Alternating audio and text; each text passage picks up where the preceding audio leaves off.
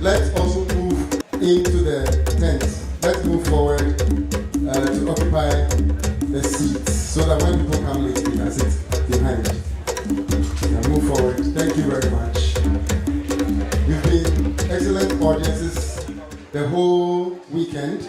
So let's give ourselves a round of applause. We are ready to go in a few minutes.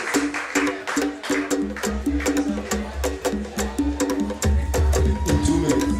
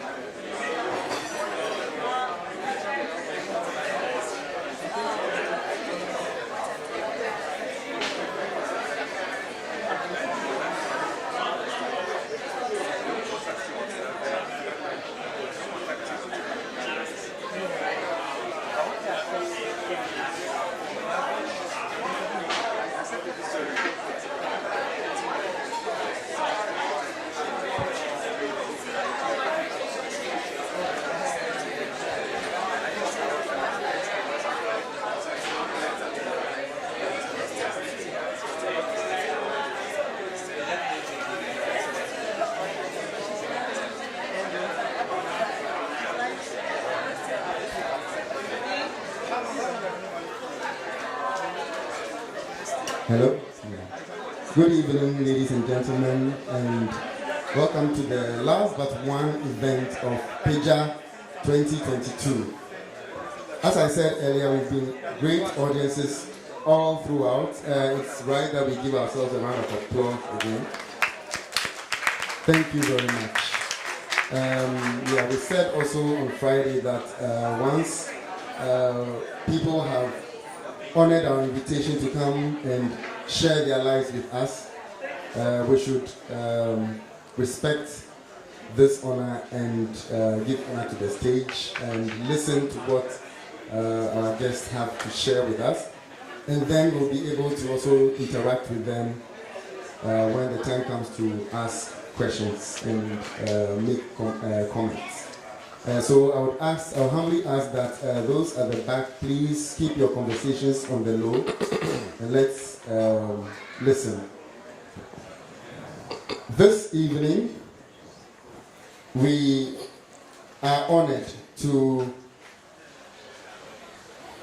have a discussion. The topic is creating new art or preserving tradition. Amandzeba and Zapp Mallet in conversation. And your moderator is Bernard Akoi-Jackson. Thank you. This is our tailline event. We had the headline on Friday with a conversation between Mr. Akoi-Jackson and Akoi-Jackson. That was great. We went through the works of Akoi-Jackson and we discussed his philosophy. And today we have illustrious sons of the nation. And so I'll quickly read through their bios and then we'll just get talking. Amandzeba is certainly a great highlife artist. His contribution to the highlife industry will for long be indispensable. The uniqueness of his music has won him a number of awards, including the Ultimate Prize at the 7th International Alpine Festival held in Saas-Fee, a tourist village in Switzerland. He became known as part of the popular band Nakorex, which was formed in 1992 with Akoi-Jackson and Rexoman. A leading member of the group, he became famous through Akoi-Jackson, a track which was released in 2000 and created waves in several parts of the world.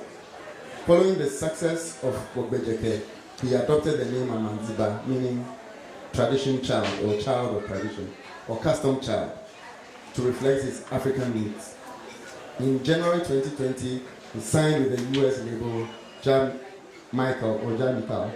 Jamaica Entertainment and announced the release of a new album and a collaboration with the US rapper Michael Morgan to create a remix of Akoi-Jackson. We are looking forward to that. With several albums to his credit, Amandzeba has delighted music lovers in several countries in Europe, the United States, and other parts of Africa.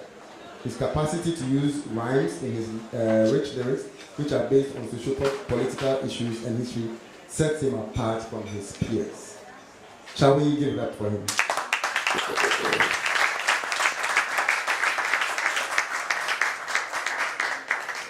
Zapp Mallet, a drummer, guitarist, and bassist. He is recognized as one of the pioneers of hip life genre, which started in 1994. He was the music director and guitarist of the Beggar Highlife Tours and a resident judge, one of Ghana's music reality shows, Stars of the Future. Known widely as a recording engineer, producer, he was also a guest judge on Mentor, the most watched music reality show in Ghana.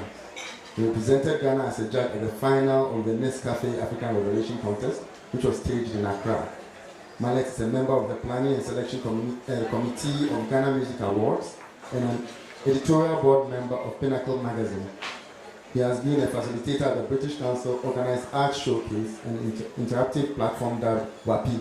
A lot of us are alumni of WAPI.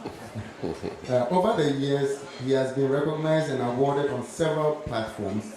Undeniably, he is the only engineer to have won the Ghana Music Award for 3 consecutive years, 1999, 2000, and 2001. Thank you. As well as winning Producer of the Year in 2011. In 1994, the Entertainment Critics and Arts Society of Ghana adjudged him the best instrumentalist. Mallet started recording at the ARC Studios or ARC Studios in Tema before moving to the CHM studio in Accra, before moving on to Campsite and later TLC Studio. Currently, he is the head executive director of Title Track Productions. Shall we give it up then? So just to start, a bio is a bio, it's not the personality. So maybe in just a few words, we'll start with Amandzeba. Could you share with us who you are, what you stand for, apart from what you read in the Bible?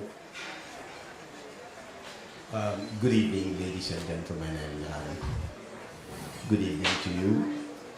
Nice meeting Zapp again after so many years. Sure. Everybody is so busy. Yeah. I have retired, but I realized that I am more active in my retirement than, Exactly. So, what I am is simply a messenger. And the tools I use is what you hear sometimes. I use music to send out my messages. And so when he says a traditional child or something, I'm a native son of the soil. And I'm a very proud African. Thank you. Thank you very much. Native son of the soil. Zapp Mallet, also beyond the profile of the bio, who is Zapp Mallet? Oh, well, Zapp Mallet is well, as you can see, it's like I'm among the three of us, I'm the old one now because of my dress doesn't, but the dress is a dress. I'm more African than they are. You'll be surprised.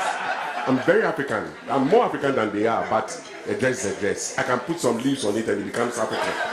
Anyway. Yeah, so I'm like I said, I'm very African, and I've been very African. I've done everything African, and I love the arts. I've been in the arts since I was in secondary school. Those of you, or some of us who have been in my old days, like John was my junior in secondary school, so he knows me very well. We've been in the arts from long till now, so it's like something that's eating us. It was used to cut our umbilical cord, so. And I always say something, music is a bug. When it bites, you are dead. That you can't escape from it. It's a disease that when it catches you, you can't have a cure. You better stick with it. And that's what is dealing with me. That's what I have that music problem. Yes, so I'm a music problem as it is. Yes, I'm a diseased musician. But I think out of the disease and all that, the good disease the good things come out of it, and these are some of the results that we share with the world. And that's why at a literary event, a literary festival, we are able to reach out to the allied forms that help us in creativity. So I would this is really meant to be a conversation between the two of you. I'm only here to moderate. So I would maybe set the board rolling by asking, maybe in response or in engagement with the topic, what have you two been doing in your art? Particularly in the ways in which you have produced your work, in the ways in which you have engaged collaboration. What do you pick up from the soil, as we might say it, and for which leads to either the preservation of tradition or the creating of something new? It's to how you share how you do your work and how the roots. How do you link to them? Well, thank you very much. I personally believe that when you have that calling to make sense out of nonsense. We are the only people who can make sense out of noise and stuff like that, because music is basically making very good sense out of sound. So I think that the principle of life is the preservation of life itself, and then also maintaining your roots. You don't really divert that much, but you can add up to it. I have considered music as a human being, which you actually nurture, because everybody wants his or her son to grow and look really after him and say, I want to be like my dad, or I want to be like my mom. So, for instance, if I hear people trying as much as possible to sound or appear or sing or feel like somebody else, it hurts. Because if we go back, way back as 1926 or 24, we had our own Akoi-Jackson creating what hundreds and thousands of Ghanaian musicians have actually plucked. It's a tree that he planted, and the fruits abound so much that everybody's picking from it. It's simply Akoi-Jackson. And that chord structure with our do fa so, I'm telling you, has produced numerous hits internationally. So I sit and sometimes I wonder why anybody in his right faculties will think that replacement of a particular culture or of a particular genre makes him quite contemporary.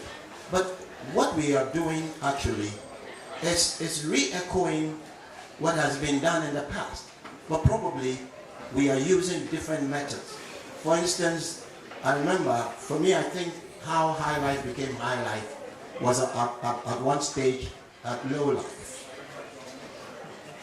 And for it to gain that height and become high life, you definitely will have to appeal to your colonizer. When the colonizers were here, they were doing the ballroom dances and stuff like that.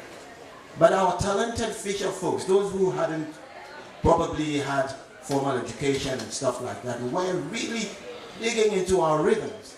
But the point is, we were just playing our lolo, our drums, and then our cowbells and stuff like that, until somebody said that, hey, in actual fact, we need to gain admission into the ballrooms. So what happened was they started applying the pianos and the modern, what we would call the horns and stuff like that. So when our colonizers gained audience of what was happening, they opened their doors. So we had the E.T. Masons, we had the King Bruces, we had the Ramblers, the Black Beats, and all those people came together. And that is how I believe we had to attain that height and call it high life. But anyway, so I'm still on the point where I believe so much that maintenance of the core structure of our music is what we must propagate, what we must bring out there. For instance, there are so many times that people experiment with a lot of things. We have also we've come from that road before. But you get to a level where you have to know. If you are listening within yourself, you have to know it's a calling. So you have to shed all those experiments that you were doing and then come back home. Because we are the only people who sing in a certain way. And nobody sings like that. So if really I'm coming to the global table where probably is musical, Zapp, I'm coming. I know, it's okay. It's okay. Go ahead. If really I'm going to a global table and what is to be offered is music, I think I have to confidently take my own. If it is my Akoi-Jackson that I'm doing my contemporary and putting my Kakao and stuff like that. I must be confident enough to put it out there. Because nobody has tasted it, and I've tasted it, and I know it's good. So I feel so confident and put it on the table. Our problem is not because we are not churning out new things or probably sticking to the status quo. No. Our problem is that we want to be more of somebody than ourselves. And so that's precisely why we are stuck. Because none of our people on the continent are doing anything different than what we are doing. The only thing they are doing is that, different from us, is that they are actually being themselves. When you hear the Nigerians singing, you can feel, even if he is singing English, he's weaving, he's sliding. And we have that.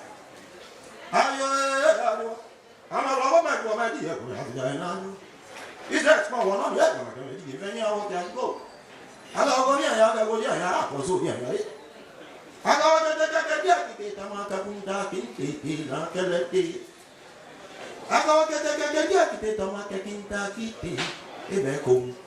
So I'm saying that if I have to sing, I have to sing like myself. So I want us to maintain the roots. Yeah, that's branch. The tree has so many branches. But the fact is that they are drawing from the roots, the same source. And so we have different kinds of music in Ghana. We have Osode, we have Palogo, we have Adenkum, we have Bobobo, we have Adwa, we have all those.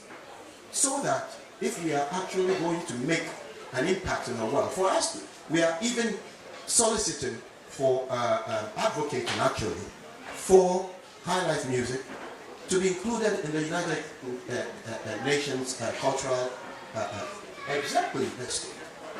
Why? Because reggae and high life are contemporaries. But reggae with consistency is right there in UNESCO. Where is high life? High life actually affected everybody on this, every nation on this continent. And so it's precisely why I feel that I'm not sticking to the status quo or thinking that that is what it has to be all the time. Because some of the songs that we even write don't really conform to what, but indeed, when we are rendering it in terms of singing, we have to sing like that. I think I've spoken enough, and can I take my leave? Thank you. Yeah. For me, back in the early 90s, if you remember, if you recall, we started this hip life thing, and it received a lot of backlashes, when we started it. It wasn't easy because people thought it wasn't Ghanaian enough, But actually, we intended to take, in fact, we took high life and merged it with hip hop. At that time, hip hop was a growing culture from America and was sweeping across the world, whether I like it or not. If you go to Senegal, it's there. You go to Japan, it's there. It was sweeping across the world. And the youth were, I don't know, for some reason, Ghana has some kind of affinity towards anything American. Even high life. When you look at high life, the way he was describing that, it began, the ballroom music all came from America. Everything American, Charlie, will jump onto it. So long as it's American, we'll jump onto it. Just except reggae has been able to break through. Yes, the reggae is Jamaican, reggae has been able to break through. But reggae and dancehall. But everything American, we have to jump. We have to link it up. So high life has always been flirting with some kind of music from America. When we were growing up, back in the 60s, I was born in the 60s, so back in the 70s, there was funky high life, if you remember. There was, there were types of high life. We had types of high life, there was Boca high life, all kinds of high life. Yes, reggae high life, you understand. So in the 90s too, we had hip hop and high life merging. We tried to merge it together. So if you listen to that kind of music from the beginning, it didn't sound too high lifey. especially what Reggie Rockstone, I was working with Reggie Rockstone at that time. It didn't sound too high life, but we were trying to force and inculcate the high life into it. So at a point, his father and I had a meeting, but a lot of people don't know this history, and I don't intend going around talking about it on social media. Anyway, so we had a meeting, and we're talking about how to infuse our guitar playing, the young concern things in the hip hop that we are trying to create, so that we create a certain measure, so that we appeal to the youth. At the same time, we keep our culture. But that time we're still hip hop, we were still going up because I was working also with his producer from New York, Rap, the late Rap. Yes, and so the thing was leaning towards the American side, even though I was putting in my Ghanaian quota as well. But the break I had when it came to hip hop was when I took total reins of this song, Masana Babatachan by Achami. Yes. And I started with the guitar intro. That one I know myself, not that I'm bragging. It's a very iconic highlight guitar intro. Unfortunately, I have a problem with my shoulder, so I couldn't. Yes, I had a serious problem with my shoulder. I slept on it, so you can start praying for me now, so that So that was when I took reins of that production. And it was my sole production. I didn't produce it with any American. I did it all by myself, and I sat down and produced, and I tried to create that iconic guitar intro. And I did the same thing for Mobroa, for Kofi D, the late Kofi D too. Yes, the intro, I decided to sit down to play a very iconic high life intro. And unfortunately, you see, these things, when it's going on, we are living in a state called Ghana. Somebody calls the asylum. We have all kinds of people jumping in. People kind of jump in, they kind of come with infiltrate with all kinds of ideas and all kinds of fake ideas. Like pure water. You get some water that is from the tap, and they tell you it's pure water. You understand? Because everybody's doing it. I remember when we had a com center. When we had com center, everybody opened a com center. Some lines, some places when you go, you can't call some places, but they have com center. Because everybody seems to get into it, get into the fray, and then the jumbles up. But at the end of the day, what did he say? He said, let them grow together, and we'll see them. At the end of the day, we're all trying to portray a certain culture. Given the chance, we'll do what we can. We'll do the best that we can. It's been like that. Thank you very much. So on culture, Ghana as a country is fiction. It's something that was made up when based on the Berlin Conference, that these people who found themselves now here have decided to call themselves, or their geographical location, Ghana. But it's made up of several cultures, and I noticed, particularly in your work, Amandzeba, that you speak to the entirety of Ghana in your work, and not necessarily a particular ethnicity or a particular culture. Can you speak, what inspires you in this reach to the entirety of Ghana? Because you've done, even in Kwanugu Yede alone, the references, the linguistic references, the cultural references, even all the way to Alata and back. It's not. What is it about the entirety of Ghana that inspires you so much? It is the entirety of Ghana that inspires me. But I must say, I don't know whether we inherit the spirit of nationalism or we chance upon it. But for me, I would say that intrinsically, I am a Ghanaian. If you ask me, my father is from here, my mother is from there, but I am from Ghana. You understand? The point I'm trying to make here is, I think we've lived beyond the tribal times. Africa is so marking time that instead of us trying to unite the nations within the continent, we are always trying to create cracks and finding differences. And so if I have to mend the gaps between us, the cracks, I would definitely have to sing like a Ghanaian and cover every tribe. And I'm sure I'll be able to cover it before I die. Because I think I have done Eve, I have done Wale, I've done a bit of Dagbani, I've done, now I have, my major project is Ewe, and I've almost completed it. We have always tried in our own ways to create new things. Don't ever get me wrong anywhere that I said we must be stagnant in the small space we find ourselves. No. In actual fact, music was born in us. So there is no reason why we cannot try and experiment and make it fresh as ever. People have enjoyed high life from yesterday till today. Why are they still enjoying it? We are hearing different sounds with different instruments, keyboards, and pianos, and stuff like that, and big band horns. Others also enjoy the guitar band style. So if I should if I should get into a rhythm like that, I think I have to be able to let the Ashanti enjoy high life, but at the same time enjoy a language that is not theirs, but Ghanaian.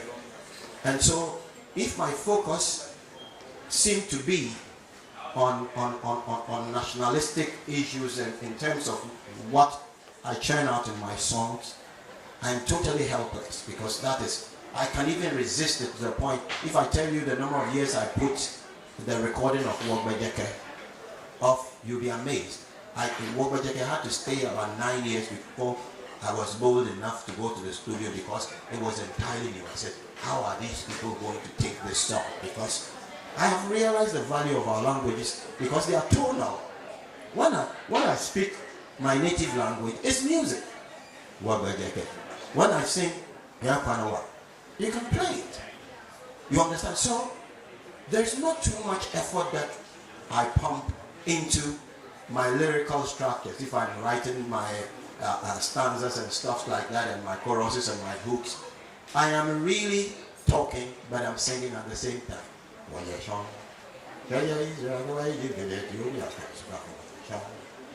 So anybody who understands God knows I'm speaking.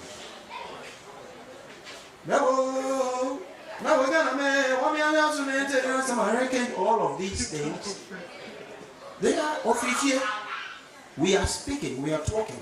So I try so much so that if the one who is not, if my compatriot who is not used to Adenku is listening to me, you probably get used to it, because maybe I'm singing it in the manner where it is area. Hausa is widely spoken. So, you know, I touch on those languages to make us all feel that we are one nation united by one rhythm, and which the music that we are all united by is the basic rhythms that we have in our areas. And so High Life came out of it. So we are united by High Life. Kim Bruce had a band that was singing Hausa in Zema and all that. I'm not the first person to do that, but I just want to reinforce it, make it more appealing, so that everybody hears Akoi-Jackson and it's crazy, because Lakma has been there. We were only played Lakma during Homowo season, but when Akoi-Jackson came onto the scene, you can hear Akoi-Jackson every day.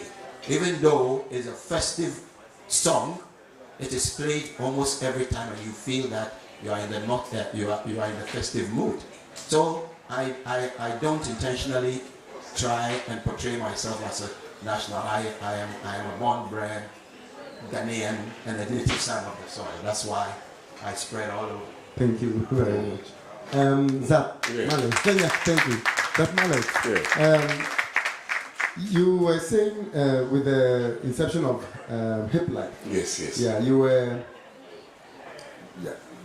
flirting with hip hop, yes, but still rooted in Ghanaian, yeah, and you were able to create your own chords or your own tunes that still, I mean, when one hears it, still sort of references Yalp on something. Yeah. How is your creative process?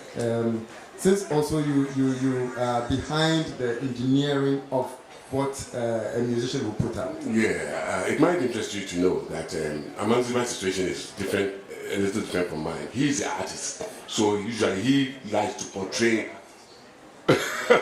well, more of a producer. But so usually he can portray what exactly he wants to portray. But usually I'm working behind people. So usually they come with a certain mindset. So in my wisdom, I have to try to weave a thing into it here and there. You know, for instance, when we were doing, when I was doing the song I was talking about, the Basanaba, the artists were not even there. They were not even around. They didn't have any idea of the way the intro was going to go, anything. And I sat down and I said, okay, we are trying. This thing is hip hoppy. What have we got in it as Ghanaians? Because at the end of the day, they'll come with high life. The singing is purely high life. When you hear the song, it's purely high life. But the beat is a bit, you know, up there. That kind of poppy kind of is popping.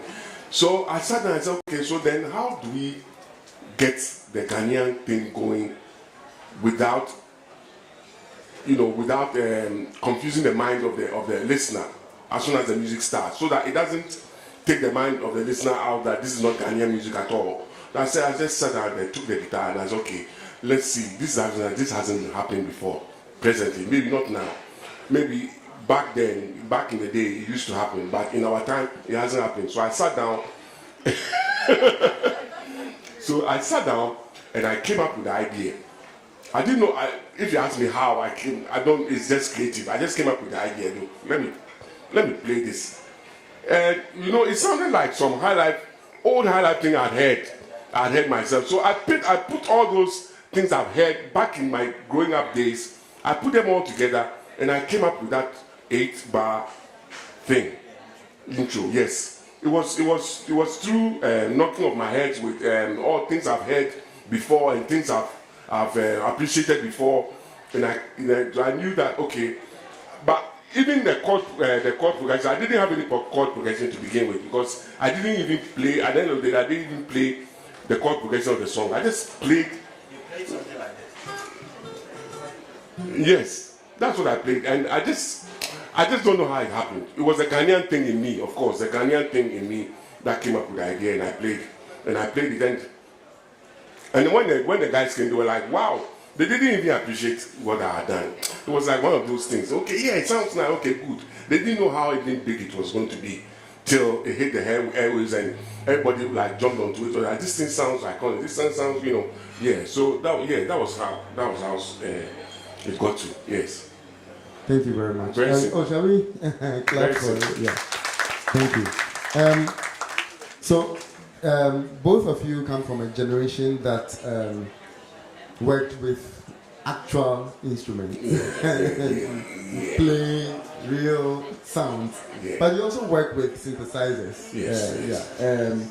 But Amandzeba, I've known that, I learned that you insist on playing live.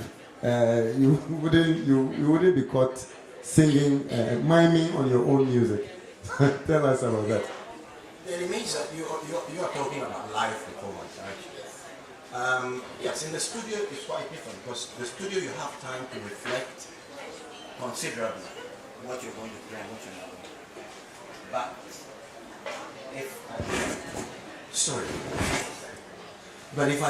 if I should stand before an audience, I should give them respect. So it means that whatever is going to come out on that stage must be organic. And the studios, yes, we program, we do stuff, but we still play live so that you can still feel it. As for the employment of the computer, it is just to keep you in time. But sometimes when we get excited, we go off. So if there's a metronome telling you that, hey, master, you are not going to be on, then it guides you. Because then you are doing a recording that has to come out not perfect, but almost perfect. So time is one of the most important things. So if you get them all structured and it sounds so good, and then you bring in the guitarist to come and do the overdubs, so you still can have the natural feel. We experiment with a lot of things. I mean, when Atari came, everywhere you go, boom, pucha, boom, pucha, boom, pucha, everybody is so excited into the group. But then you have engineers like him who can actually program a song, and you might think that everything was played. And so we were very blessed to have people like this. So when we are a bit wobbly, we ran to it, listen to this. I remember, was it Rex's, were you part of that? Kotusa. And that sound, you finished it in London, right? Yeah, that was far. Yeah. And if you hear the sound and, the engineer's, contribution, you would really love them. You understand? These are the people who really make us feel that we have to do more than we are doing. You understand? Because the magic they put behind our songs and stuff like that, I'm telling you. And it's always so important that you have people who understand the music and understand the sound, because you can actually crave to have some guitar licks in your song. But then the licks are not just that simple. You just say that, hey Charlie, let's use Yamaha acoustic. Use this or use that. So I believe that, what we have done previously with the machines have also actually progressed our creation. Okay. Thank you very much. But if I can add, Amandzeba, let's face it, the reason why sometimes we're using the computer was that it was the economics. The economics, you understand? Because getting the computer, you have a whole drum setup. You don't need the personnel, you don't need the percussionist, you don't need anything. You understand? So it was, it helped you with that aspect. It was all due to the global financial crisis. No. By that time there was no global financial crisis, but we created it. We created it because we are creative. So, so that was actually it. But there are some things you can't get with the machine as it is with the natural thing. Like horns.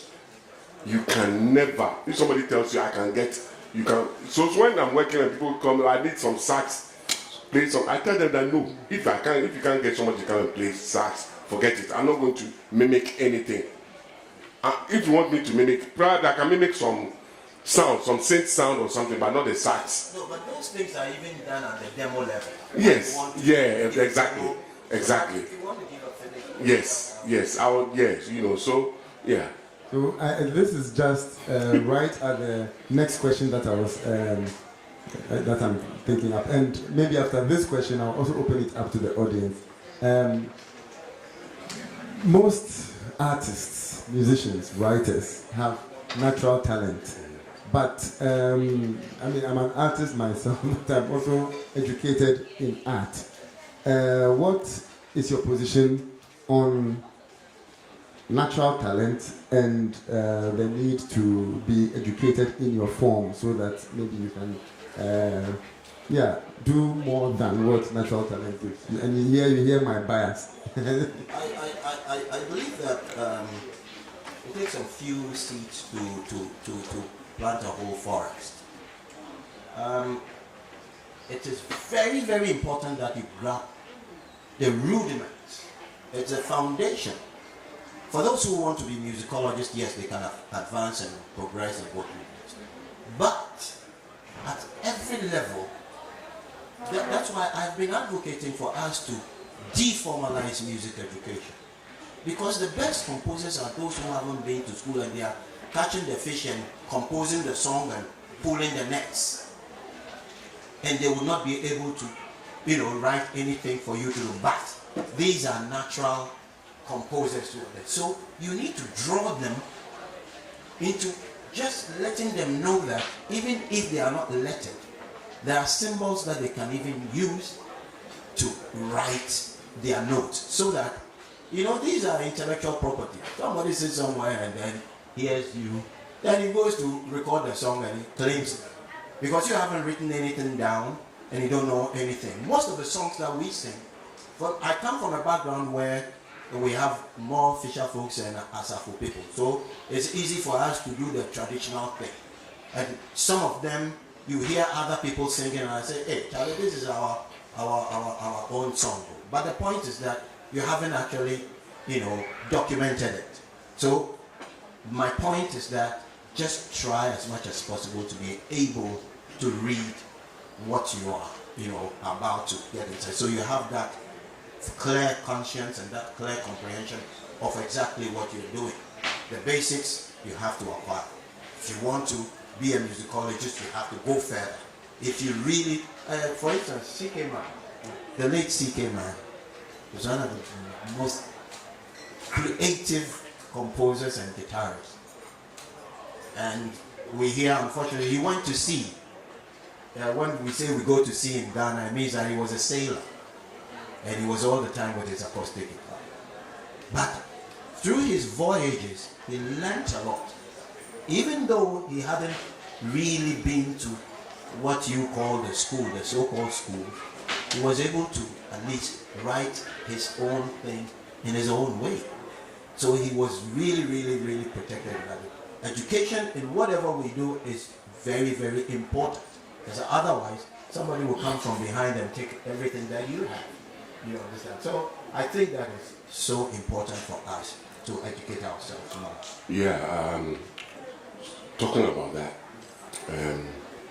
I remember some time ago, a young friend, back in the day, way back, a young friend of mine and I were arguing with a musicologist, an educated musician, cello player, and we were trying to escape from some little blames, like, because he shouldn't blame us because we are not educated musicians.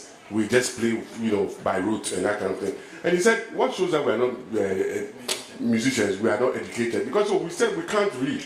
And he told us that, do we know A minor? We said yes. Do we know D minor? We said yes. And we even know D minor 7. We know D diminished. He said, then how can you tell me you are not educated? So education sometimes, it's neither here nor there, but it's very important.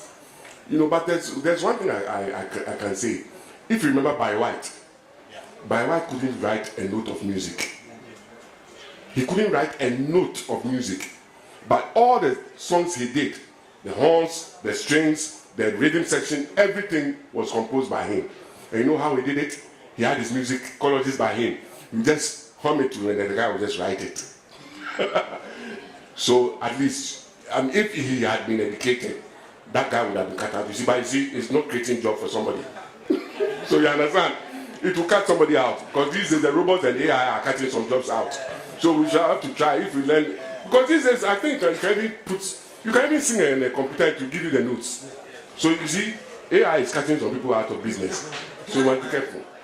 Before you ask a question, I think that all of us must be concerned about the degradation of our land out there. Most of the districts that we have don't have theaters. And the few portions of land that we have is what the Galamsey is destroying. So I think in every conversation we have to chip that in so that we can be very, very conscious of our environment. And it is anyway. So Thank you for bringing that. Well, in conclusion, I have not been privileged enough to have been educated per se, as you say, in the real sense, considering music. But at least I keep learning. Every day I'm on YouTube, every day I'm reading. Every day, education doesn't just stop with the classroom. Every day you have to upgrade, every day you are learning. So you don't stop. If there are some new terms that, for instance, I just learned some new terms from some radio presenter. They said refix. Remix. They said refix. I haven't heard it before, but they said it's a refix. There's something called refix. Amandzeba, you're late too. It said refix. And, so it's, what I'm trying to say is that learning process or learning processes doesn't end. It's till you are dead, till you can't breathe anymore. You have to learn. Even when you're on a sick bed, you learn. Okay, so this sickness is going to kill me. So you learn. But I think that refix also makes sense. In the sense that, you are remixing the thing. And refixing Once you refix, maybe probably you have to bring some guitars up. Yeah, take the bass down or something. So you were refixing. Yeah, so I would like to remix. So please, if you have the opportunity to be formally educated, please do. I wish sometimes I take a music manuscript and I look at it and I can't see anything. It looks like some hockey sticks to me, and I wish that Charlie, I could interpret this, because an educated person can just take it and then just sing it. I will take it. Before I sing it, I have to play it. Yes, or locate the notes very well, like though it will sound like before I can interpret it. But if you know, if it's at your fingertips, it helps a lot. And also, you don't just learn the physicality of the music alone, but you learn the history. Learn the history of music, like going into the classicals and stuff. But I don't know why we stop at the European classicals. We don't do African classicals. It's a problem in our music schools. We don't do African classicals, only European classicals. So we learn the Chopins, the Schuberts, the whatever, the Bachs, the Mozart and things. But we never learn Ephraim Amo, Paco Alute. We don't learn about them. We don't learn about Zapp Mallet. We don't, anyway, but we have to inculcate the local classics into our curriculum if possible, because it will help. It will help and also lift up the image. Because when you go to the music schools, I have friends who come from there. They tell you that look, all they learn is the classical music. But you have to get into the African music. I think it helps a lot rhythmically. Of course, because that's what here. I remember in London. I was in London and I was working in a. Can you imagine me working in a garment factory? Big tall working in the garment factory like that, and I was working with a Turkish guy called Hassan. And when he likes talking, one day we were working, he came to me and asked me a question. He said, "Zapp, yeah." I said, "Yeah. Do you know where music comes from?" And I said, "Oh, music. Yeah, music is everywhere." He said, No, I should tell him. Music comes from some place. I should tell him." And I said, "Oh, music is from America. America, the Akoi-Jacksons, the Bobby Browns." I said, "America." He said, "No." I said, "What are you talking about, Hassan?" He said, "Music comes from Africa." A Turkish guy. He told me music comes from, and he told me all these people that we hear on radio. That time Bobby Brown was big on top. Every little step, those times, with a new jack swing. It's all African. It's all African. Especially when you listen to African music today, like what we hear, we call Afrobeats. It's all, when you listen to the Western music too, it's all incorporated. It's all the same thing. Somebody sent me a link from some website, and we're linking the clave to current, even pop music in the West, from Ed Sheeran to Sam Smith to Adele to all of them, linking it together. And so, music is Africa, whether you like it or not. Music is Africa. And so I think in the music schools, we can also, I'll advocate and agitate, especially to get a curriculum, a curriculum in the native classics. The curriculum needs a refix. Yes. The curriculum is a refix indeed. Okay, we've been talking for a while. We want to know if members of the audience have anything to share or ask or want to know more about. So if you have a question, you have a comment, please raise your hand and the mic will come to you. Okay.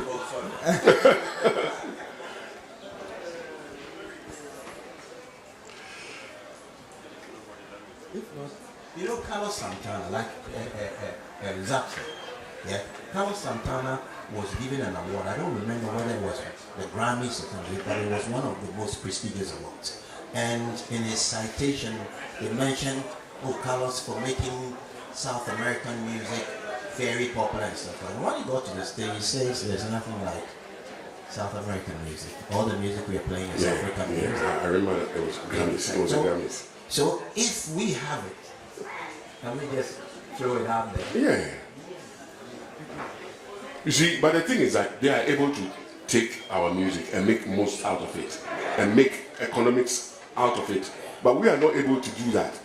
We look at ours and then, it's today, 21st century, that we are trying to make good use of it. of our rhythms and so on and so forth. So we should learn to go beyond where we are now, I think. Are there questions? Oh yes. Yeah. Before questions come, I have one or two observations. As regards to the curriculum, I think it is being refixed somehow. Oh, okay. I do know that Professor Polly organized some sort of guitar lessons. Oh, okay. And indeed, it's also about Dono and everything now. Even Dondology. yes, of course, also the how do you call it, the xylophone. Yes. Yeah. So there's some sort of African classics being taught now in the music. Yes. I'm not so sure about Legon, Cape Coast and Winnipeg, but I know Legon is going in. Okay. Now, with Akoi's question, formalization of education, music education, I do recollect that Nana Danso Abiam, the late Nana Danso Abiam, designed a form of rotation for illiterate musicians or musicians who cannot read, and it really worked effectively for them. At some point, they actually stopped reading the notes and kept everything in their head. They play 2-hour music concert without reading any notes.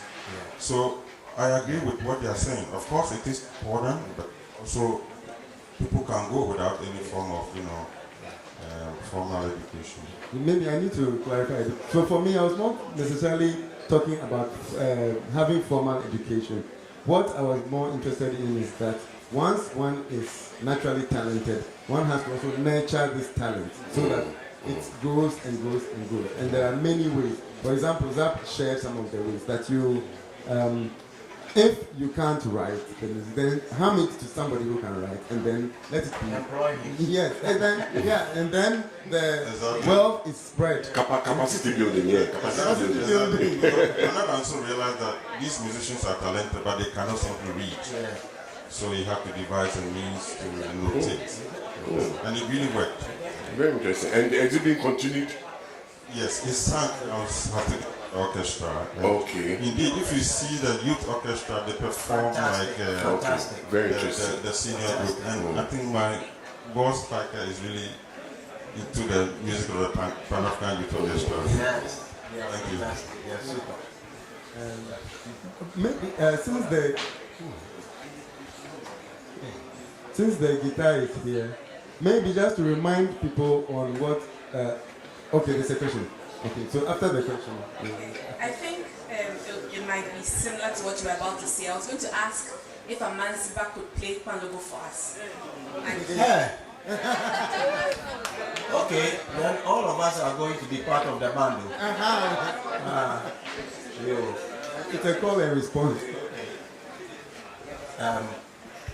Okay, so I have this question. Thank you so much. It's a pleasure listening to you guys talking about music, talking about how it all began, how it's growing and all that. My simple question that I have is what avenues are being created by both Senior Amandzeba and Senior Zapp Mallet? What avenues are being created for the youth to sort of have these evening sessions with you, just to listen to you and be inspired? Not necessarily even teaching them anything, but just for them to listen to you, tell your stories to them. Or when the callers will come. Okay. Like writers. I understand. So I want to find out what are some of the things that you are doing for the youth to listen to you so that they toe your line. Thank you. Yeah. Practically, for instance, you don't really have to open a school. What you need to do is to work with them. And my band, I think the oldest person is about 25. I have done numerous collaborations with the youth, even from the age of 13 to 18. We have all those productions that are just about to be released. But the point is, you really, really need to find people who are really interested. Who want to learn. Music is more spiritual than material. So you don't force it on people. My daughter released her first single. I didn't know anything about it. I'm not forcing her to do music. If she's got tough skin like me, then she can come into the ring. But hey, everybody has to find, his way naturally. I mean, I didn't know I was going to be able to play the guitar until I found out that I had so much interest in music. And so the very first thing you have to do is to have somebody come to you. Oh, Uncle Amandzeba, oh, Uncle Zapp, and I want to do this or I want to do that. Well, this is how you're going to do it. If I'm not a good keyboardist, I will go to Zapp. If Zapp doesn't even have time, you can send him to somebody else. There are so many people who show interest. Don't force it, don't push it. Let it be natural. Let them develop their interest first, then you can actually water it. But with my statement, I'm serious. So if you call us, we'll come. The thing is that sometimes interacting with the youth is there's a disconnect between the youth and the how do I call us? And the seniors, you see. The seniors, You play the guitar and they say it's cool. You understand? You play and they say, this is old school, this is old school. As soon as they see your appearance, you are old school already. So there's a disconnect there. You see, so somebody made a statement. We've not been able to transition well between the youth and the seniors. There's a gap. So we are not, because sometimes you encounter some of the youth and it's like they know too much. They seem to know more than you who have been through there before. They seem to know more than you do. Such that you're even trying to throw in your contribution, but they don't take it. At the end of the day, their music is on air. Nobody plays yours. You understand? They are on the air, so they are all over the place. So who sees them? Nobody sees you. They see them. So why should they come to you to come and ask you any question about? Why should they come to Zapp and come and ask Zapp any question? You get my drift? Yes. So it depends. Like I was saying, there must be a person who is willing to learn. If he's not willing to learn, forget it. Forget it. You can't go and impose your thoughts on. For instance, sometimes you hear them playing some things and you have to accept it because they'll tell you that this is the end thing. This is what is happening. And you realize that it's totally not musical, but they'll tell you it's the end thing. Yes. They'll tell you, but you have to accept it. So it's I think it's the willingness to learn in the first place. So if you get that at least going, we can get things going. So it's not a big deal. If you call us, we'll come. You call us, that means that you want to learn. Because there's only a student who goes to school. But no teacher will come to you. No school. Achimota will not come to your house and come and call you that come to school. No, you go to school. So if you are willing, you come and learn. If you are willing, you call us, we'll come. In this case, we'll come. You understand what I'm saying? Yes, it's the other way around, but we'll come. You understand? So don't worry. We are there for you. We have a question here, and maybe that will be the last question. Let me just ask this simple question. Do you think, we Africans, we wriggle the waist, I love the beat and all that. When we listen to music, we want to dance, no matter, even at funerals and all. Do you think the likes of Mozart, Beethoven, and the rest, can they really be Africanized, or would people really accept it? Yes, it can. Some time ago, I remember way back in the mid-70s, somebody did, there was a disco version of Fifth Symphony of Beethoven. There was a pop version, which really caught on. It wasn't a full song, but it really caught on. It caught on. And disco is basically African.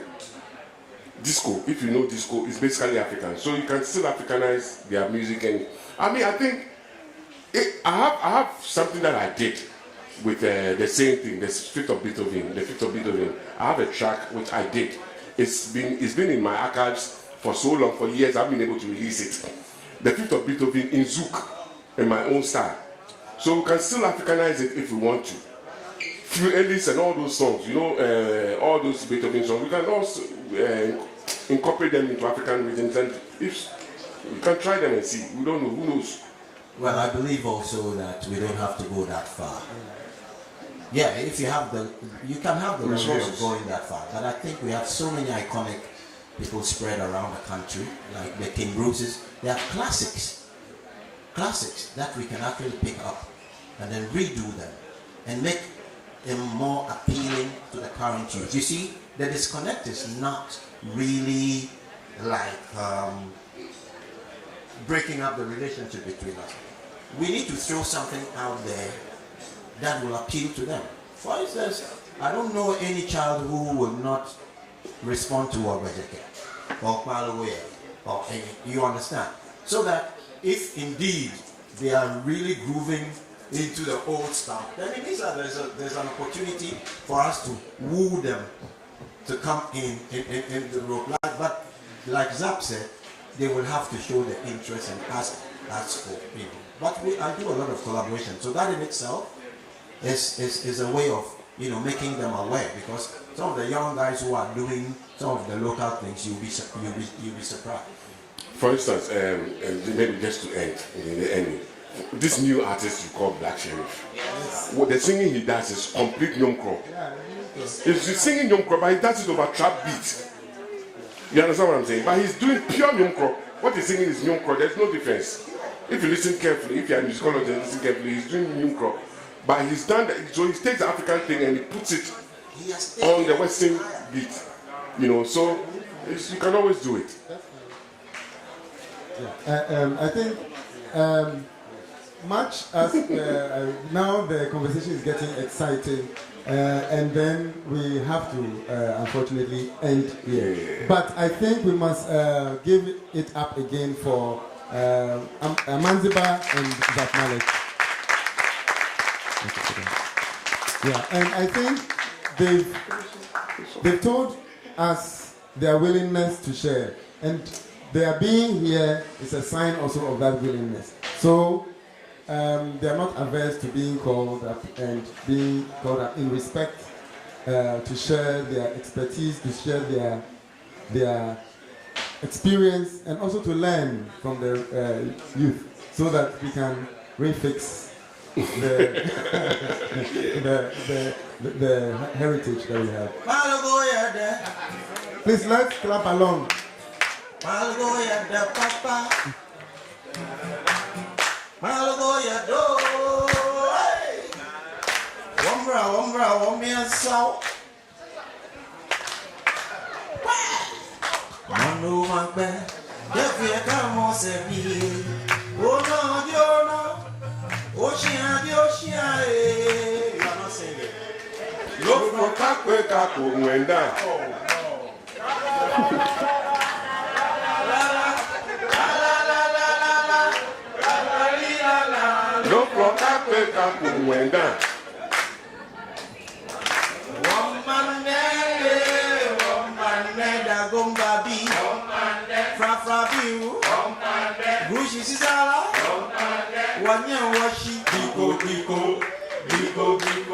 Thank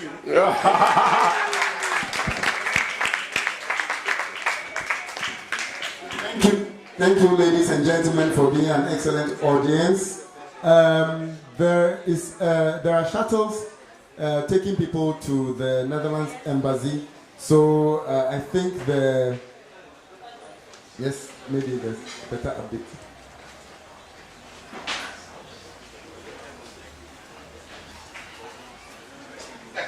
Okay, so we had scheduled for shuttles to take people, because we thought driving there would be a problem with parking. But parking has been confirmed at the yard of TV3. So those who are driving can go along, and there is parking in TV3 or in the office of the tourist office in Accra. It's across the street, so you park and then cross over. I think yes, but it's a slight walk around the corner. But when we go in groups, it's great. So those who are with cars, you can actually park in TV3 or the Accra Tourist Center. And then those who are without cars, it's a shuttle that is taking people to the embassy of the Netherlands. Yeah, there's an exhibition. So as we are going through into the